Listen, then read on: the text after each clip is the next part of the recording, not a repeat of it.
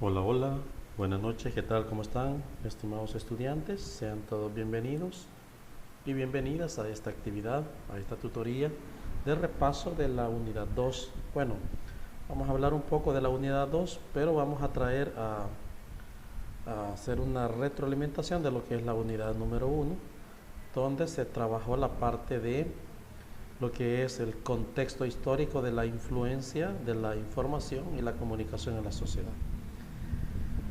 En ello, pues prácticamente lo más importante que fluye es cómo las TIC han influido en nuestra sociedad. Eso era uno de los puntos principales, y lo otro es que se habla también un poco sobre los materiales que se utilizaron para poder hacer lo que es la resolución de la guía de laboratorio 1, ¿verdad? También vamos a hablar un poquitito de eso. Y más que todo, también hablar sobre el enrutamiento estático y dinámico con los dispositivos reales de Cisco. Eso era lo que se trataba, lo que era la unidad 1. Y vamos a hablar un poquitito de eso, pero lo otro lo vamos a trabajar en la parte de la unidad 2, que es la tutoría número 2, programada para el día sábado 20 de marzo. Así que, mis estimados, sean todos y todas bienvenidos a Telecomunicaciones, a la unidad número 2. En todo caso, vamos a hablar acerca de los medios de comunicación y la utilización en el proceso de enseñanza-aprendizaje. En esta parte vamos a tratar de ver, por ejemplo, los medios, cuáles son los medios sociales, los medios de interacción masiva, ¿verdad? Que ahorita en la actualidad tenemos, ¿verdad? Y cómo estos medios pueden servir para poder realizar un proceso de enseñanza más optimizado, más acorde a la realidad. Así que de eso vamos a ir discutiendo algunos detalles, ¿verdad? Y por eso, pues, mientras se van integrando a la plática, vamos a ir presentando algunos detalles con respecto a los medios de comunicación. En todo caso, vamos a ir revisando algunos materiales. Esta es la unidad 2, ¿verdad? Su objetivo principal es los medios de comunicación y su utilización en el proceso de enseñanza. Hay dos contenidos en esta unidad, la cual es la importancia de los medios de comunicación en el proceso de enseñanza-aprendizaje, y también hablar y conocer acerca de lo que es las herramientas de comunicación para redes. Y es ahí donde vamos a utilizar una aplicación que se llama el GNS3, ¿verdad? Es un simulador similar a Packet Tracer, que vamos a tratar de instalarlo, ¿verdad? Y ver cómo es el funcionamiento de ello. Es similar, es un simulador de redes, ¿verdad? Así que este es el gran trabajo que toca realizar en la tutoría número 2, pero eso lo vamos a dejar para más adelante, para el día sábado. Por el momento vamos a entrarle a esta parte de lo que es la comunicación en el proceso de enseñanza-aprendizaje. Quiero compartir mi pantalla para que ustedes puedan ir revisando lo que estoy proyectando. Vamos a activar acá.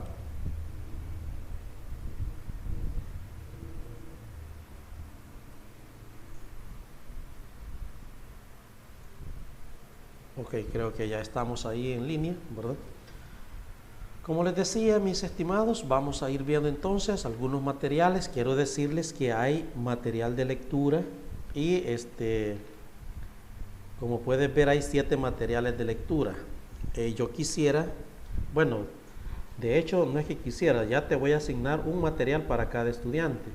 En el caso de ustedes, que solamente son 3 en el grupo, ¿verdad? Vamos a elegir 2 materiales por persona, ¿verdad? Los primeros 2 materiales van a estar asignados a la estudiante.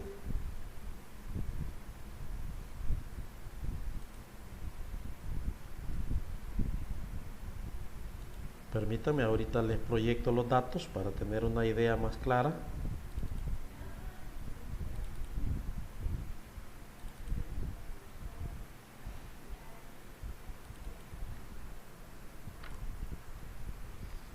Ok, como les decía, los primeros dos materiales van para la estudiante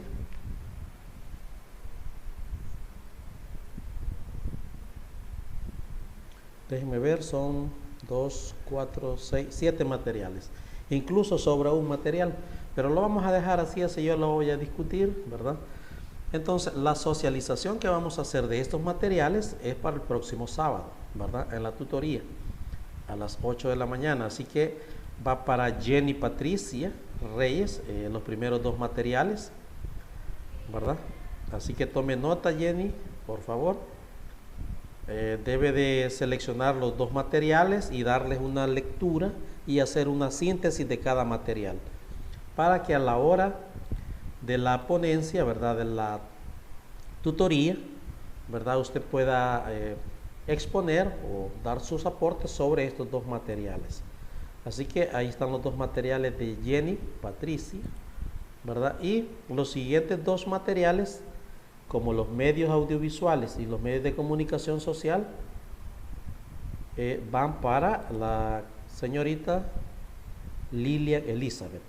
Tiene dos materiales también que va a hacer lo mismo, debe de sintetizar estos materiales, ¿verdad? Y hacer una lectura más comprensiva, y a la hora de la ponencia, ¿verdad?, de la plática que tengamos el sábado, pues exponer los puntos principales, ¿verdad?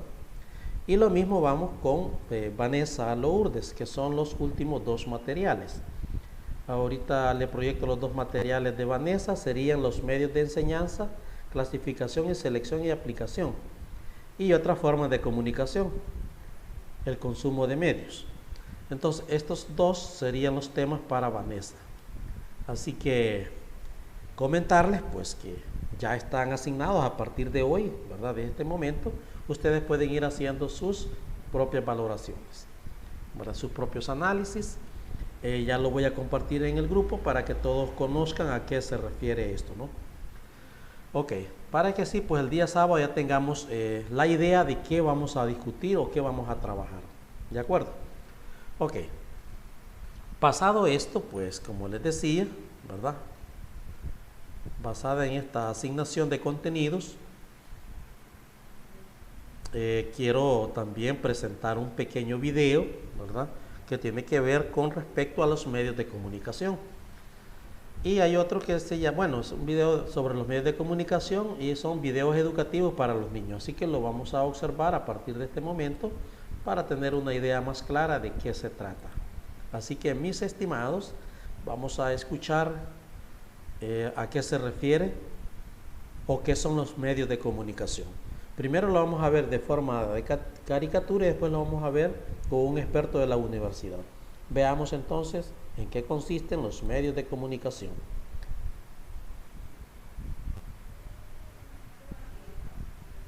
Escuchemos.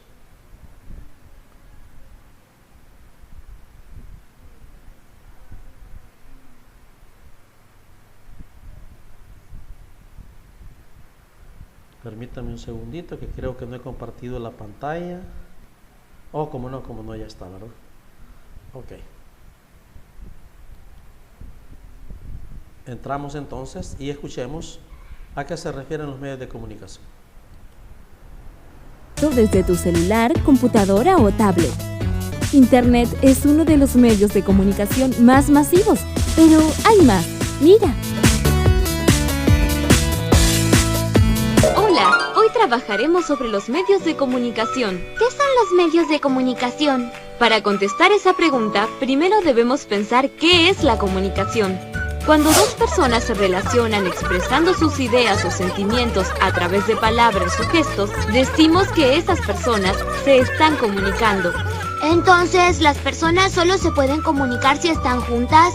No, pero para poder intercambiar palabras o ideas con personas que están lejos, es necesario tener medios para enviar la información. Esos son los medios de comunicación. Ustedes seguramente conocen muchos. Por ejemplo, si una persona se va de viaje y quiere saber cómo está su familia, ¿qué hace? Llama por teléfono. O escribe un mail. Antes escribían cartas. Muy bien. Esos son medios de comunicación que relacionan a un grupo reducido de personas. A una persona con su familia, a dos amigos, a dos personas que trabajan juntas, etc. También hay otros tipos de medios que nos permiten enterarnos de lo que ocurrió o está ocurriendo a muchos kilómetros de distancia, del otro lado del mundo. Esos son los medios masivos de comunicación. ¿Por qué masivos? Son medios de comunicación masivos porque llegan a un gran número de personas al mismo tiempo. ¿Se les ocurre algún ejemplo? La televisión. ¡Buenas noches, América! Claro, la televisión es hoy uno de los medios de comunicación más importantes. ¿Otros? La radio. Internet. Muy bien. Todos esos son medios masivos de comunicación. ¿Y el periódico? El periódico también sirve para informarnos. ¡Claro! Muy bien. El periódico también es un medio de comunicación masivo, al igual que las revistas. Lo particular de este medio de comunicación es que la información llega mayormente a través de la palabra escrita, por lo que es necesario saber leer. Como pueden ver, hoy en día existen muchos medios de comunicación. Algunos comunican por medio de la palabra escrita y fotografías o ilustraciones, como el periódico. Otros mediante sonidos, como la radio. Y otros le agregan la imagen, como la televisión e internet. Hola Lu, ¿cómo estás? Más o menos, Santi. Estoy un poco triste. ¿Recuerdas que yo tengo una tía que es médica? Sí, claro. Bueno, consiguió un trabajo en un pueblo que queda en la Patagonia. Un lugar que está muy lejos de aquí. Lo que me pone triste es que la voy a extrañar mucho. Bueno, pero la llamarás por teléfono o le mandarás un mail. Sí, lo malo es que hay pocos teléfonos en el pueblo y parece que no llegó todavía internet. También existen otras formas de comunicarse. Por ejemplo, puedes escribirle una carta. Le escribiré una carta y le enviaré fotos.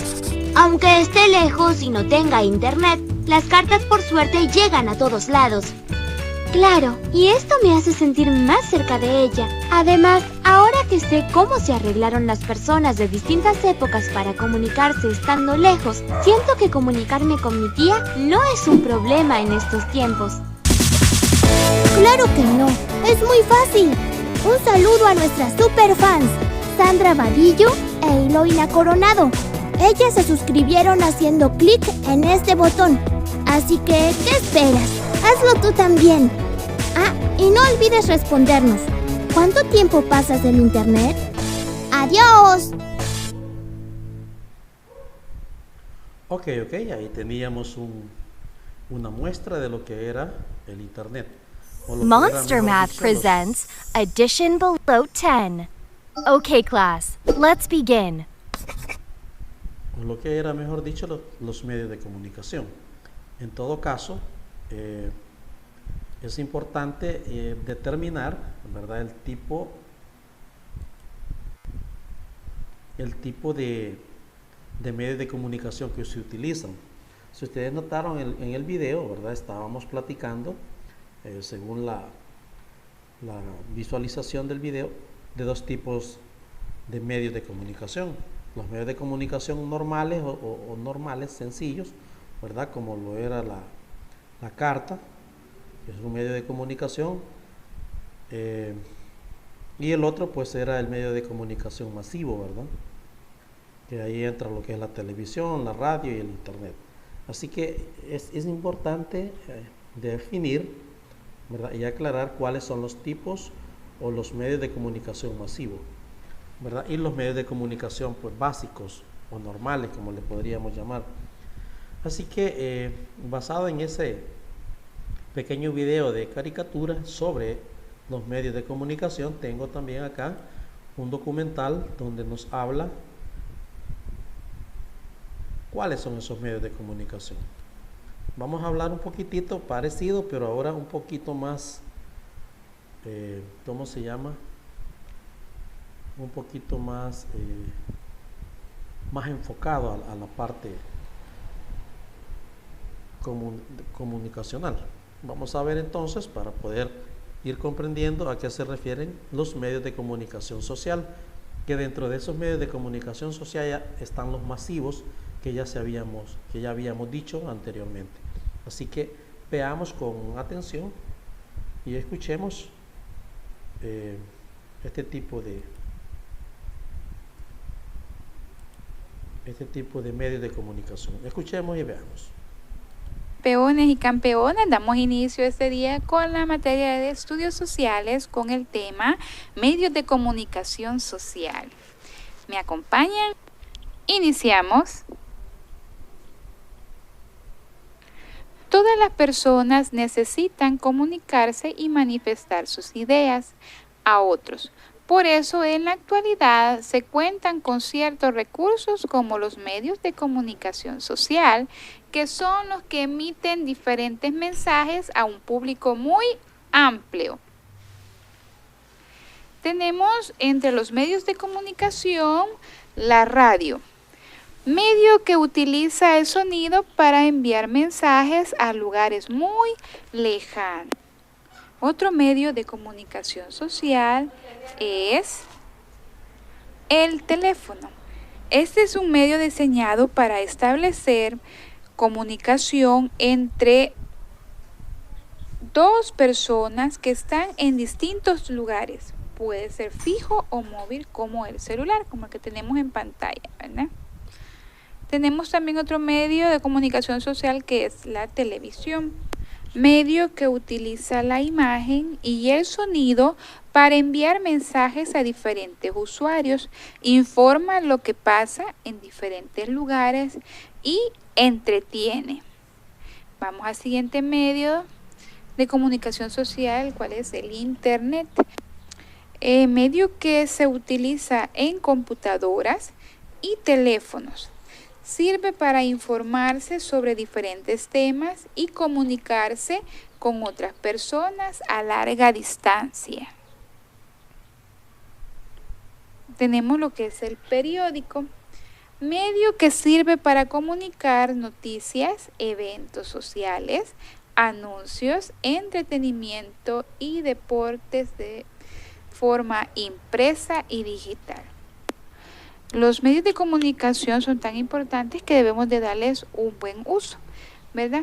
Los medios de comunicación transmiten información muy variada.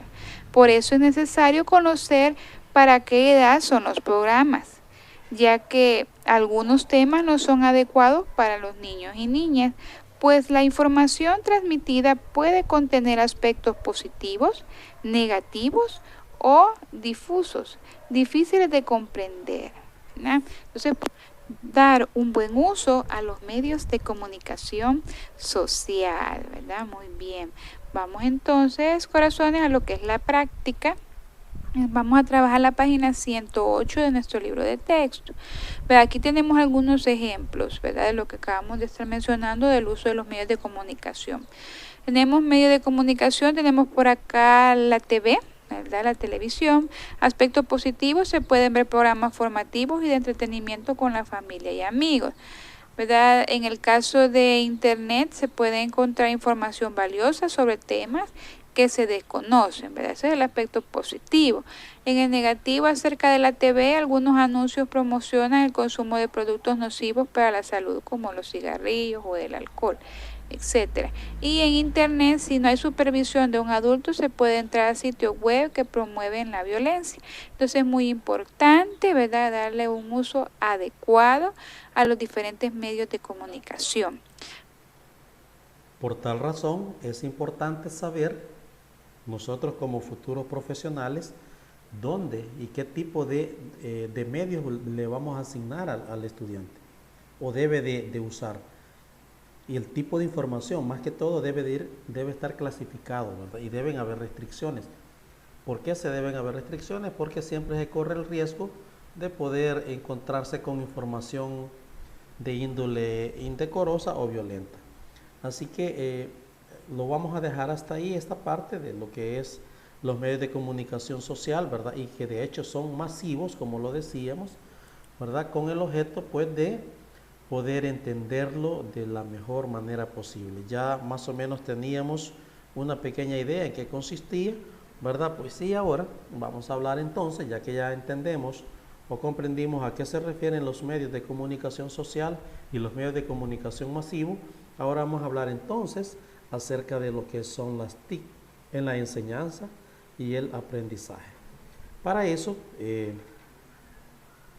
Cabe recordar y mencionar que es importante identificar cuáles son esos medios de comunicación, ¿verdad? Así que veamos qué nos dice este pequeño video sobre el uso de las TIC, o mejor dicho, las TIC en la enseñanza y el aprendizaje. Veamos a continuación. Desarrollar el tema correspondiente a las TIC, a las tecnologías de la información y comunicación aplicadas a los procesos de enseñanza y aprendizaje. Pero previamente tendríamos que plantearnos qué son las TIC, que son esas tecnologías de la información y comunicación. Básicamente decirles que es algo más complejo que el mero uso de ordenadores o computadores. Las TIC, una definición simple que podemos utilizar, es que vendrían a ser una especie de unión, de fusión, entre tecnologías que han sido inventadas en el siglo XX. 3 tecnologías. Una de ellas la informática, la de los ordenadores, la de las computadoras. Recuerden que la informática, el primer computador es de mediados del siglo XX, de los años 40, y que ha ido evolucionando hasta llegar a los actuales minicomputadores. Pero a su vez, en el siglo XX también se inventaron las telecomunicaciones. Y no es un invento de ahora, sino tiene ya 100 años. Piensen en la telecomunicación, es comunicación a distancia. Piensen en el telégrafo, piensen de algún modo en el teléfono, que fue nuestro gran recurso de comunicación a lo largo del siglo XX, y lógicamente también los recursos audiovisuales, la tradición de la tecnología audiovisual que tiene ya también un siglo. Bueno, pues la fusión de la informática, de la telecomunicación y de la forma de comunicación audiovisual ha dado este nuevo concepto conocido como las tecnologías de información y comunicación. Evidentemente, en estos momentos tenemos una gran cantidad de artilugios que entrarían en la categoría de tecnologías digitales o tecnologías de información y comunicación de naturaleza digital. Y prácticamente está desapareciendo lo que serían los llamados medios de comunicación analógicos, como las fotografías antiguas, los discos, lo que hacíamos antes con medios, con soportes físicos. Hoy en día la digitalización de la información está transformando también el tipo de artilugios, de herramientas que necesitamos para poder emplear, buscar información, comunicarnos, etc. Por eso ahí aparece ese abanico de posibilidades que además están en constante desarrollo y evolución y que tienen un potencial educativo tremendo, que es lo que quisiera yo ahora presentarles de forma breve. Vamos a ver, desde un punto de vista educativo, las TIC, estas tecnologías digitales, ¿en qué medidas son útiles para nosotros en la enseñanza? Pues brevemente yo creo que podríamos identificar las siguientes características. Una de ellas, la primera, es que estas herramientas nos permiten acceder a gran cantidad de información. Piensen en un libro, o lo que era un video. Tenía una información limitada, en el caso del libro, a las páginas del libro, en el caso del video, a la longitud del mismo. Piensen en una biblioteca. Una biblioteca, por mucha cantidad de libros que haya, la cantidad de información disponible a la que podemos acceder es limitada. Sin embargo, piensen ustedes hoy en día en Internet. Piensen ustedes la cantidad de información que se almacena en un disco óptico, CD-ROM, DVD. Es decir, la digitalización de la información permite no solo almacenar, sino acceder a cantidades ingentes de información. Otro rasgo importante es que este tipo de tecnologías permiten que haya interacción o que sean reactivas a las acciones de los humanos. El videojuego es una de las tecnologías más características de este tipo de interactividad. Es algo que no permite un libro, que no permite la televisión, que no permite la radio. Somos, en estos últimos casos, receptores de información y poco podemos hacer sobre los mismos. Sin embargo, con las tecnologías digitales podemos elegir en función de un menú de opciones, en función de ciertas características, y la máquina, según lo que hagamos, reacciona de modo distinto. Y esto, evidentemente, para niños, para cualquier sujeto, resulta muy atractivo. Un tercer elemento es que la forma de organizar la información deja de ser lineal, seguir una secuencia de tipo lineal, para adoptar lo que se conoce como un formato hipertextual. a través de enlaces, a través que están conectadas unidades de información unas con otras y nos permiten a los usuarios, insisto, piensen en su experiencia con Internet o piensen en su experiencia en la utilización de un celular, de un teléfono móvil, y tienen opciones para elegir. Es decir, la información está hiperconectada hipertextualmente. Otro cuarto rasgo importante es que ya las tecnologías digitales permiten integrar todos los tipos de lenguajes, formas de comunicación que tenemos los humanos. Podemos hacerlo mediante documentos escritos, podemos hacerlo mediante documentos de imagen fija, fotografías, iconos, podemos hacerlo a través de sonidos, podemos hacerlo a través del lenguaje audiovisual. Es decir, vienen a ser como una especie de formato de lenguaje multimedia, es decir, podemos combinar las distintas formas de representación de la información. Y esto, lógicamente, hace mucho más potente, atractivo y fácil que cuando utilizamos tecnologías más antiguas, como un libro, que solo nos permite el acceso a la información a través de imagen fija o texto, o a través de la radio, que solo permite acceder a la información en sonido. Las TIC, las tecnologías digitales, por el contrario, permiten integrar todo este tipo de lenguajes.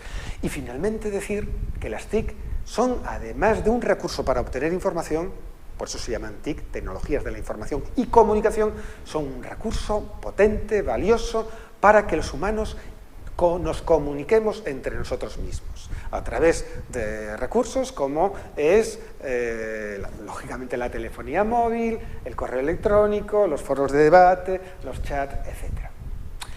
En el mundo educativo hay un montón de aplicaciones posibles, desde la creación de portales o webs educativas, la creación de aulas o espacios virtuales de enseñanza y aprendizaje conocido como e-learning, las pizarras digitales interactivas, la videoconferencia, la creación de entornos colaborativos de naturaleza virtual para el intercambio de información dentro de redes sociales, los recursos de la web 2.0, software específicamente creado para la educación y, lógicamente, todo el conjunto de material didáctico que tiene un soporte de disco o de multimedia educativo que hay abundante en estos momentos en el mercado y cada vez está dejando de existir como soporte físico para ser todo material educativo online distribuido a través de Internet. Esta es la situación actual, pero la utilización de las TIC, de las computadoras en la enseñanza, tiene ya una trayectoria de varias décadas. Brevemente, y para no extenderme, por recordar, los antecedentes podemos ubicarlos hace 40 años aproximadamente, allá en los años 60 y 70. Fue el concepto de máquinas de enseñar y de enseñanza programada formulado por uno de los grandes psicólogos de aquella época del conductismo, como fue Skinner, el que pensó en la necesidad de empezar a utilizar máquinas que automatizasen el proceso de enseñanza y aprendizaje. Es decir, él ideó de algún modo, o fue uno de los primeros expertos que lanzó la idea de que de algún modo tuviéramos máquinas tecnológicas que pudieran enseñar sin la necesidad de la intervención del sujeto humano. Para eso, bueno, pues se hicieron algunos desarrollos que en líneas generales fracasaron en aquel momento, pero esta idea, este mito de querer construir una tecnología que enseñase sin la intervención humana prendió a muchos educadores. En los años 70 y 80 fue cuando realmente empezaron a hacerse las primeras aplicaciones útiles y con cierto éxito en el mundo educativo de los ordenadores. Piensen, recuerden, allá, como les digo, en aquellos momentos, la aparición de computadoras personales, como fueron los antiguos Spectrum, los Commodore, que empezaron ya a utilizarse y a entrar en las aulas. Se habían hecho pequeñas, se habían hecho baratas y, en consecuencia, los profesores, los docentes, empezamos a pensar en poder incorporar ordenadores de este tipo. Eran, lógicamente, programas educativos, software, generado en un lenguaje que para los no informáticos era complejo, como era el lenguaje BASIC, y se hicieron aplicaciones escolares, sobre todo en áreas científicas, sobre todo por parte de los matemáticos. Piensen que la informática procede fundamentalmente de esta área científica y, en consecuencia, los profesores de matemáticas hace 30 o 40 años fueron de los pioneros en la utilización de las computadoras en su práctica educativa. Había dos enfoques teóricos dos grandes modelos básicos de enseñanza con ordenadores. Lo que se conoció como la EAO, enseñanza asistida por ordenador, que recogía esa tradición que nombré antes de Skinner, del conductismo, de la máquina de enseñar mediante la enseñanza programada. Los programas EAO o CAI en inglés, Computer Assisted Instruction, de algún modo era la transformación de la antigua enseñanza programada de Skinner en software educativo. Y luego estaba el otro enfoque más procedente de una visión de psicología constructivista, procedente de las tesis de Piaget, impulsadas por Papert a través del proyecto Logo. También en aquellos años, como pueden ver, se pensó ya en incorporar al currículum escolar asignaturas específicas de informática educativa. Más adelante, ya en los 80, apareció ya los PCs, los personal computers, con otro nuevo sistema operativo, el MS2, se desarrollaron ya un montón de experiencias o programa o software educativo de diverso tipo. Recuerdo y nombro ahí el PC Globe para enseñanza de la geografía, el Monoloco para hacer actividades de clasificación, seriación para educación infantil, y también, sobre todo desde la investigación educativa, intenta aplicarse lo que era la tradición o los conceptos de la inteligencia artificial a la educación, a través de lo que se conoció como los sistemas tutoriales inteligentes. Ya en el tránsito entre el año final del siglo XX y el comienzo del siglo XXI aparecen evidentemente el multimedia, llega Internet y es una auténtica revolución para los educadores. En consecuencia, ya estas tecnologías ya dejan de ser de minorías para ser ya la cultura digital como una especie de cultura de masas. Ya accede mucha población a través de la telefonía móvil, a través de ordenadores en casa, a través de Internet, etcétera. Empezamos ya a desarrollar el concepto de teleformación, de educación a distancia a través de Internet, y sobre todo la creación de sitios web específicos a nivel de portales educativos. En estos momentos, y es la tendencia futura, hablamos ya de un concepto que unifica el uso de las TIC en la enseñanza, que es el concepto de e-learning. En este sentido, hay abiertas numerosas oportunidades, puertas que van desde el uso de la web 2.0, y de algún modo lo más interesante es que el ordenador y el conjunto de las TIC han dejado de ser un elemento extraño a nuestra vida cotidiana para ser lo que una cierta autora definió en su momento como una tecnología invisible ya en el aula y en el hogar. Muchas gracias. Muy bien, ahí teníamos prácticamente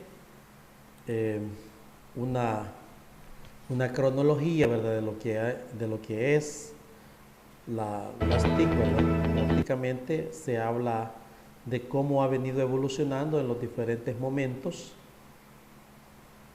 cómo ha venido evolucionando prácticamente cada una de las herramientas que ahora se están utilizando para lo que es la enseñanza y el aprendizaje. Es importante recalcar que todo no apareció de la noche a la mañana, sino que se han venido mejorando los procesos, las herramientas, los programas, incluso a los sistemas operativos y las computadoras en aquella época. Bueno, ahí teníamos como una serie de cronología, una línea de tiempo más o menos sobre los años 40 hasta los 90, el año 2000 y el 2000 para acá, ¿verdad? Así que ahí estaba más o menos en qué consiste entonces las TIC en la enseñanza y el aprendizaje. Y es así como nosotros ya tenemos una gran cantidad de recursos, ¿verdad?, de herramientas que nos permiten facilitar el conocimiento hacia los demás, más que todo cuando estamos interactuando con usuarios en una plataforma, ¿verdad?, con el ánimo de aprender, ¿verdad? Así que podríamos decir que eso es la parte más importante de esta temática. Y también tenemos otro medio, otro pequeño tutorial que nos habla sobre qué son los medios de la enseñanza o materiales didácticos. Fíjense bien, allá se hablaba de los ¿cómo se llama? De los medios de comunicación a través de las TIC. Aquí en este otro vamos a hablar sobre los medios de enseñanza o materiales didácticos. Para eso vamos a prestarle un poquito de atención para poder entenderlo de una mejor manera. Así que veamos y escuchemos. En las situaciones educativas, además de las personas, el profesor, los estudiantes, además de los contenidos que se enseñan, además de las actividades, de la metodología que se desarrolla, están presentes un conjunto de medios, de materiales que permiten trabajar, aprender, enseñar. Esos son los medios de enseñanza o materiales didácticos. Lo que ocurre es que los medios de enseñanza o material didáctico son un tipo particular de los medios de información, de los medios de comunicación que existen en nuestra sociedad. Por ello, será muy importante, creo yo, para poder entender el concepto de material didáctico, el que hagamos un recorrido histórico de cómo han ido evolucionando los medios de información y comunicación a lo largo de la civilización humana. Fíjense, un medio vendría a ser una especie de soporte físico que registra, que guarda información que no está almacenada en la mente humana. Y esto es consustancial con el propio desarrollo del sujeto humano como ser civilizado. Los primeros vestigios que hemos encontrado en la historia, en la prehistoria, han sido el intentar dejar registro del pensamiento, de las ideas, de la imaginaria humana a través de huellas en las piedras. El arte rupestre es el mejor ejemplo de ello. Más adelante, y eso sí fue muy revolucionario en su tiempo, hace 2000, 3000 años antes de Cristo, fuimos capaces de registrar el pensamiento humano a través de códigos, de símbolos que no fuesen la mera representación o imitación figurativa. Es lo que se conoce como la escritura. Y la escritura es algo complejo, algo abstracto, algo que exige una preparación y dominio muy importante, tanto por el sujeto que escribe como por el sujeto que lee, que tiene que decodificar la información, tiene que dominar los símbolos del alfabeto para poder entender el significado. Y la escritura, se remonta, como digo, a tiempos antiguos, fue durante muchos siglos algo reservado a minorías. Estaba fuera del alcance de la mayoría de la población. Más tempranamente, en la Edad Media, ya en el contexto de la civilización occidental, recuerden que la escritura era algo que solo se cultivaba y estaba guardada en los monasterios. Y, en consecuencia, los libros, todavía manuscritos, eran de difícil acceso y llegaban a muy poca población. Lo que sí fue también revolucionario, tan importante, al menos como el invento de la escritura, fue el invento de una tecnología que permitía reproducir en grandes cantidades el mismo libro. Es lo que se conoce como la imprenta. En ese sentido, Gutenberg, allá a finales del siglo XV, principios del siglo XVI, con el invento de la imprenta, permitió de algún modo, como decía antes, pasar de una reproducción manuscrita de difícil acceso, donde había muy pocos ejemplares de un determinado libro, a tiradas, a ediciones de muchos libros que se podían transportar, llevar de unos sitios para otros, y en consecuencia eso permitió expandir las ideas, democratizar en definitiva el conocimiento. Y evidentemente para los educadores este hecho del invento de la imprenta ha sido muy importante, porque ha permitido que hubiera libros impresos, libros de texto que pudieran ser utilizados en el contexto escolar. Y como decía antes, esto ha facilitado el acceso, la democratización de la cultura. A finales del siglo XIX y con la llegada del XX se produce otro invento también importante, revolucionario, como fue la creación del llamado lenguaje audiovisual.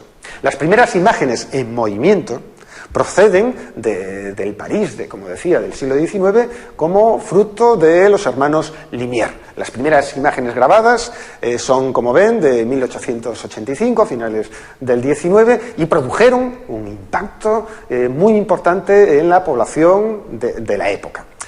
La cultura audiovisual, como digo, es una forma revolucionaria de codificar, de almacenar los recuerdos, las ideas, el pensamiento humano. Fíjense, algo que yo quisiera destacar y que lo tengan en cuenta es que, a diferencia de la escritura, de la lectura de los libros, de los documentos escritos, el lenguaje audiovisual es mucho más comprensible, llega a toda la población, no requiere, como ocurre con la lectoescritura, una alfabetización previa para poder captar, comprender lo que está expresado con imágenes y sonidos. Por eso nos hace a veces confundir la representación audiovisual con la propia realidad y en consecuencia somos también más manipulables. Bueno, a lo largo del siglo XX la cultura audiovisual se ha expandido y extendido por todo el planeta, fundamentalmente a través de dos medios: el cine, las salas cinematográficas y, lógicamente, la televisión. Las salas cinematográficas fuera del hogar, la televisión en nuestro comedor, en nuestra habitación, en el espacio privado de la casa. Y nos ha invadido y es parte sustantiva e importante de las formas de comunicación actuales. Hacia finales del siglo XX, y sobre todo en este comienzo del siglo XXI, también se produce un nuevo invento que tiene impactos muy importantes, transformadores de nuestra sociedad, como es la digitalización de la información a través del invento de la computadora, de lo digital.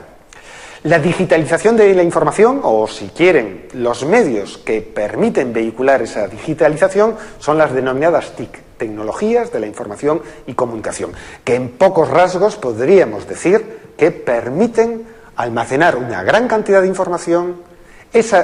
Estos medios digitales permiten poder representar con múltiples formas, lo que se conoce como multimedia, con sonidos, con imágenes, con texto, la información. A la vez está conectada hipertextualmente y nos permiten, y esto también es muy importante, cosa que no podríamos hacer con ningún medio anterior, la comunicación entre personas, bien en tiempo real, bien en tiempo diferido. Bueno, llegados a este punto, ¿qué son exactamente los medios de enseñanza? ¿Cómo podemos caracterizarlos? Hay varias definiciones al respecto. Yo les presento una hecha ya hace más de 20 años por el profesor Juan Manuel Escudero, que dice: un medio de enseñanza es cualquier recurso tecnológico que articula en un determinado sistema de símbolos ciertos mensajes con propósitos instructivos o de enseñanza. Básicamente, un medio de enseñanza está caracterizado por esas 4 dimensiones. Es un soporte físico, es decir, es algo que se toca, puede ser en formato papel, en formato disco, en formato pantalla, pero tiene un soporte físico. A la vez, un medio de enseñanza es algo que, a través del cual accedemos a una información, a un contenido, a un mensaje. A la vez, ese contenido, ese mensaje está representado a través de algún lenguaje o forma simbólica, sea con una imagen fija, una imagen en movimiento, con un sonido, con el texto, con los números. Hay una representación simbólica y, a la vez, como decía el profesor Escudero, hay siempre, cuando se elabora un medio de esta naturaleza, una finalidad de formar, de educar, de instruir a otro sujeto. Este es el rasgo que diferencia nítidamente a los medios de enseñanza o medios educativos de lo que son el resto de medios de comunicación humana. ¿Qué tipo de medios existen, o medios o materiales didácticos? Pues hombre, depende del criterio que se utilice para clasificar. En función del criterio podemos hablar que podemos clasificar o identificar tipos de medios en función del soporte o sistema de símbolos predominante en el mismo. Podemos clasificarlos en función de su destinatario y en función de la materia y nivel educativo. Si atendemos al soporte físico y a la modalidad de representación simbólica, podemos identificar 5 grandes tipos de medios didácticos. Uno de ellos, como pueden ustedes ver ahí, son los llamados medios manipulativos, es decir, medios en torno a los cuales se aprende a través de la manipulación. Piensen, por ejemplo, en los puzzles, en el material didáctico de los laboratorios, en los bloques lógicos para el aprendizaje de las matemáticas. Es decir, el medio manipulativo es un medio o material didáctico creado para ser tocado y aprender a través de esa manipulación. Luego están los llamados medios impresos, es decir, aquellos que se caracterizan por la escritura y la lectura a través del soporte papel, fundamentalmente. Los libros de texto vendrían a ser el exponente más claro del material didáctico de esta naturaleza, pero hay evidentemente muchos más. Luego los medios... Ok, lo vamos a dejar hasta acá. Ya observaron ustedes que nos habla mucho de los medios, ¿verdad? Los medios didácticos o el soporte didáctico, ¿verdad? Que se utiliza con respecto a los sistemas de enseñanza, ¿verdad? Más que todo el material didáctico, cómo se clasifica, por qué es un material didáctico, las formas que tiene de compartirse, esas dimensiones. El material didáctico puede ser utilizable, reutilizable, ajustable, modificable, ¿verdad? Entonces esa es una de las grandes características que poseen los materiales didácticos y por esa razón hemos estado discutiéndolo porque es parte de la temática. Hay otro detalle también que quiero presentarles con respecto a lo que es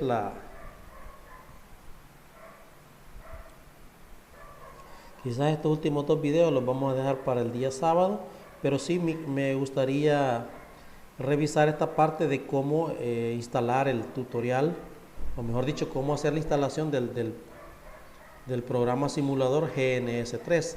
Vamos a ver qué nos dice este material para poder ir haciendo la prueba, ¿no? La idea es que también ustedes lo instalen en su computadora, ¿verdad? El programa del GNS3. Así que vamos a hacer la prueba, vamos a ver este video que nos informa, ¿verdad? Nos da los elementos clave para poder incorporarlos. En esta ocasión voy a mostrarles cómo realizar la instalación del GNS3 y también vamos a configurar una pequeña topología, como para poder introducirnos al mundo del GNS3. Vamos a irnos a la página del GNS3, gns3.com, vamos a darle una descarga gratuita. Nos va a pedir un usuario y contraseña. Bueno, queda como tarea para ustedes, si no lo tienen, crearlo. Yo ya tengo un... De preferencia, este correo que vamos a usar para poder registrarnos, debemos de usar el correo institucional, ¿verdad? Que les ha proporcionado la universidad. No vayan a poner el personal, sino el institucional, por favor. Ok, así que veamos el proceso para que después nosotros lo hagamos. Un usuario creado, voy a loguearme y automáticamente me va a aparecer la pantalla para hacer la descarga. Tengo el Windows, le voy a dar descargar. Esta descarga, dependiendo de su conexión, puede demorar entre 1 o 5 minutos. Bueno, una vez terminada la descarga, va a pedir que ejecuten la aplicación con permisos de administrador. Le dan los permisos necesarios, luego vamos a darle siguiente, siguiente, y en esta parte de acá, ustedes van a elegir qué aplicaciones quieren con su GNS3. Yo voy a desactivar el SolarWinds porque no lo utilizo. Ustedes pueden también seleccionar NPK para poder hacer escaneo de puertos. Vamos a darle siguiente, seleccionamos la carpeta, le damos siguiente por defecto y esperamos a que se realice la instalación.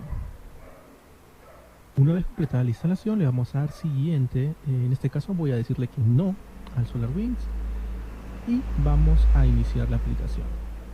Automáticamente nos va a dirigir a la página del GNS3 donde pueden descargar documentación o algún otro tipo de información que ustedes requieran de repente, ¿no? Esperemos un momento y luego nos aparece la pantalla para poder crear un nuevo proyecto. Le voy a dar proyecto test, le voy a dar OK y entonces nos encontramos en la pantalla principal del GNS3. En la instalación no nos ha mostrado en el momento en el cual elegimos si queremos un servidor local o queremos un servidor virtualizado. Esto porque yo ya tenía instalado el GNS3. Entonces, si en el momento que ustedes instalen por primera vez aparece, seleccionen servidor local como primera opción. En este caso, tengan cuidado al momento de seleccionar la dirección IP. De repente les aparece por defecto la 169.254. Coloquen la dirección de loopback, la 127.0.01. ¿Ok? Entonces vamos a cargar un iOS. En este caso vamos a darle a New Appliance Template y seleccionamos la primera opción y le damos OK. Para esto yo ya tenía cargado un iOS. Entonces, normalmente no la tenemos ya el iOS cargada. Voy a darle abrir, abro el archivo. Entonces nos va a pedir que descomprimamos el iOS. Ustedes lo pueden realizar si quieren para que la carga del router sea más rápida. De repente no les gusta que sea la carga rápida porque quieren tener la experiencia de un router real, lo pueden dejar así. Yo lo voy a descomprimir. De repente se van a preguntar, ¿dónde puedo conseguir estos iOS? Yo no puedo dejar links, pero sí les voy a decir que copien tal cual se encuentra el nombre del archivo, lo pongan en Google y les va a aparecer automáticamente. Vamos a darle siguiente. Siguiente, acá no hay mucho que configurar. En esta parte de acá nos va a pedir que coloquemos una cantidad de RAM mínima. Tengan en cuenta que esta RAM es la que también va a compartir su laptop o PC. Sean bastante precavidos la cantidad de RAM que van a colocar. Pero también, si pueden ver, hay un botón que nos dice para revisar cuál es el requerimiento mínimo para este router. Le vamos a dar OK. Le vamos a dar un clic acá. Y ustedes pueden seleccionar el iOS, específicamente la versión a la cual estamos aplicando. Si mal no recuerdo, es la versión 12.4. Es la 12.4T. Acá seleccionamos el 12.4T24 T5, si no me equivoco es 24T5, pero vamos a colocar a 24T1 por ejemplo. La plataforma 7200 y si no me equivoco es la Advanced Enterprise. Específicamente para cada tipo de iOS les va a aparecer una de RAM recomendada. Además, ustedes van a ver la lista de características de cada iOS. Este paso lo pueden omitir, no es necesario que lo hagan, pero les explico porque tengan algo más de conocimiento en este caso y profundicen cuál es el iOS que ustedes van a utilizar para poder emular su topología. Es muy importante este punto también. Entonces vamos a darle siguiente. En este punto ustedes deben seleccionar las interfaces. Les recomendaría que ustedes puedan revisar las interfaces en Google. Cada una de ellas tiene una característica y configuración de puertos totalmente distinta. Por ejemplo, en este de acá es un Fast Ethernet, solamente un puerto Fast Ethernet. Estos son dos puertos Fast Ethernet. Eso es un puerto Gigabit Ethernet. Ok. Del slot 1 al slot 6 tienen la misma configuración. Yo voy a seleccionar en primer lugar para el slot 1 un puerto Gigabit Ethernet.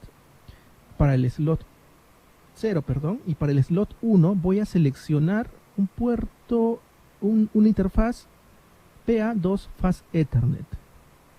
Para mi slot 2, aunque no lo voy a utilizar en esta primera topología, pero les recomendaría, si ustedes van a realizar topologías con interfaces seriales, pueden seleccionar una interfaz PA4T que tiene 4 interfaces seriales. Copien tal cual los códigos que se encuentran acá y lo colocan en el buscador y va a aparecer las características para que se puedan familiarizar un poco más qué es lo que ustedes están colocando a este router virtualizado. Este punto nos permite colocar un idle-pc que es automático. No ustedes tienen que buscarlo, es automático. Le dan encontrar acá y automáticamente les va a encontrar el valor adecuado. Una vez que termina de realizar la búsqueda, les aparecerá un mensaje como este. Le damos OK y finalizamos. Bueno, son las características de nuestro router, como está configurado. Ustedes pueden modificarlo en el momento que ustedes deseen.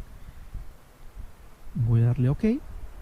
Vamos a crear una pequeña topología. Para esto vamos a seleccionar ya el router que hemos configurado y vamos a seleccionarlo 2 veces, arrastrándolo a la parte del medio, y tenemos el router 1 y el router 2, ¿no? Vamos a colocarlo en este orden. Voy a quitar esto por un momento. Para poder hacer la interconexión entre los dos routers, puedo seleccionar este botón de acá y esto nos permite hacer una conexión a través de las distintas interfaces que ya nosotros hemos configurado. Hemos colocado a través de los slots.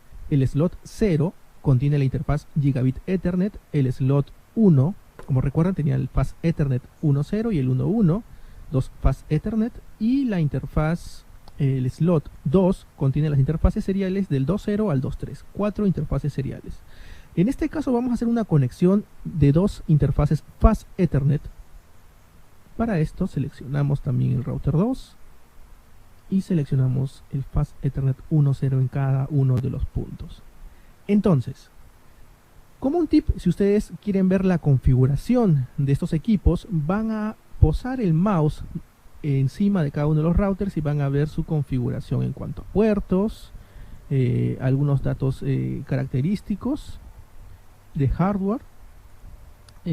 Ya para poder iniciar nuestra topología, vamos a darle play. Y en este caso van a ver los botones o los puntos de rojo se han convertido a color verde. Para poder entrar al modo de configuración, voy a primero quitar la opción de cableado. Y como pueden ver acá, ya está en la pantalla de configuración.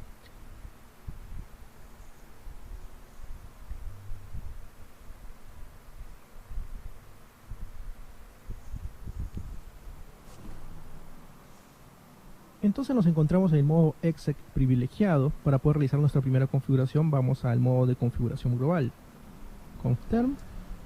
Vamos a la interfaz fase Ethernet 1.0. Y vamos a colocar un IP address. Y vamos a colocar la IP 192.168.1.1 para este router 1. Nuestra máscara va a ser 255.255.255.0 y no se olviden de activar la interfase, no shutdown. Vamos a darle exit y si nosotros queremos darle un ping, lo dejamos el comando ahí y vamos a ir al router 2. En el router 2 vamos a hacer la misma configuración. Confirm, interface, fase Ethernet 1.0, IP address 192.168.1.2 vamos a darle y una máscara 255.255.255.0. No shutdown. Vamos a darle exit otra vez para entrar al modo exit privilegiado y vamos a darle ping 192.168.1.1. Con este comando vamos a comprobar si que tenemos llegada, ¿ok? Vemos los símbolos de interrogación, perdón, de admiración, que significa que está todo ok. Vamos a irnos al otro router para verificar el mismo procedimiento, 192.168.1.2. Todo ok. Un tip, si ustedes quieren ejecutar comandos del modo exec privilegiado en modo configuración global, les recomiendo hacer lo siguiente. Por ejemplo, si ustedes quieren dar un ping a la 192.168.1.2, les va a aparecer un comando inválido. Lo que tienen que hacer ustedes es do ping 192.168.1.2.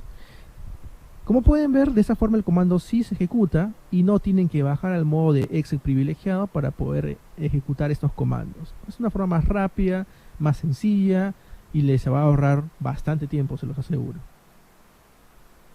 Bueno, esa es toda la configuración. Espero que les haya sido útil este tutorial. Si ustedes desean algún tipo de configuración adicional, háganmelo saber en la caja de comentarios y yo voy. Ok. Chicos, chicas, ahí estaba la parte de cómo se configura lo que es el NS3, ¿verdad?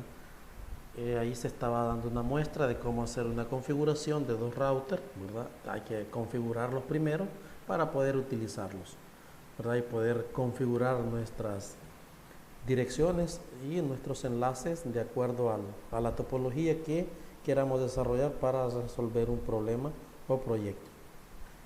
Ok, esta era una parte que quería mostrar. Lo demás, pues yo les invito a todos y a todas a revisar el material y a descargar el programa, porque hay que descargar este programa, el GNS3, en nuestra computadora, basado en los pasos y procedimientos que se dan en este video, porque para el laboratorio 2 hay una práctica exclusiva en este programa. Por eso es que nos corresponde descargarlo, ¿verdad? Así que ya saben, ustedes tienen que entrar al gns.com, ¿verdad? A la dirección del gns.com, www.gns3.com, ¿verdad? hay que ingresar a esa dirección y hacer la descarga respectiva de acuerdo a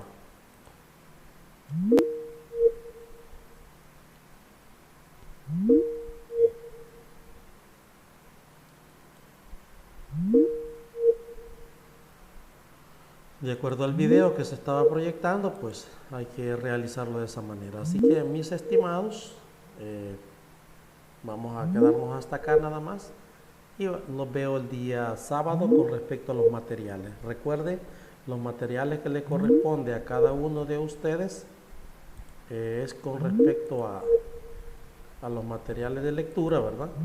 Que ya habíamos dicho que cada estudiante debe tener 2 materiales sintetizados para el día sábado. Así que nos quedamos hasta acá entonces. Muchas gracias por haber estado pendientes. Los que pudieron conectarse y los que no, pues ni modo, ¿verdad? Así que nos vemos el día sábado. Hasta luego. Muy buenas noches a todos. Buenas noches.